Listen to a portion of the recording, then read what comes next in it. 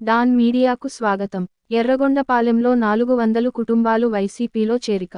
ప్రకాశం జిల్లా ఎర్రగొండపాలెం నియోజకవర్గంలో గేట్లు తెరిచిన వైసీపీ ఇన్ఛార్జి తాడిపత్రి చంద్రశేఖర్. ఎర్రగొండపాలెం నియోజకవర్గంలో 400 కుటుంబాలు వైసీపీలో చేరిక. దోర్నాల మండలం నుండి బీజేపీ నాయకులు సింగా ప్రసాద్ ఆధ్వర్యంలో 200 కుటుంబాలు, ఎర్రగొండపాలెం, పుల్లలచెరువు మండలాల నుండి 200 టీడీపీ, జనసేన కుటుంబాలు, మొత్తం 400 కుటుంబాలు వైసీపీలో చేరిక. వారందరికీ పార్టీ కండువా కప్పి వైసీపీలోకి ఆహ్వానించిన ఎర్రగొండపాలెం నియోజకవర్గ వైసీపీ ఎమ్మెల్యే అభ్యర్థి తాటిపర్తి చంద్రశేఖర్. అందరికీ వైసీపీ పార్టీ ఎల్లవేళలా అండదండగా ఉంటుందని, ప్రతి కార్యకర్తకు తగిన న్యాయం చేస్తానని ఆయన భరోసా ఇచ్చారు.